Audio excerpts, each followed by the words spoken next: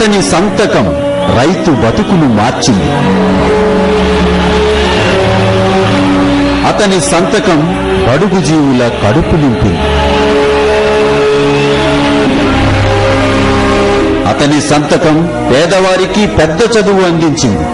Fee reimbursement ఇచ్చే ఏర్పాటు భారతదేశంలో. అతని సంతకం నిరుపేద గుండెలకు ఊపిరిపోసింది.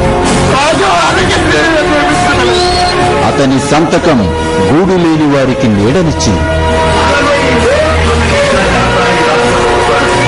అతని సంతకం ఈ రాష్ట్ర ప్రజల సంక్షేమంగా నిలిచింది.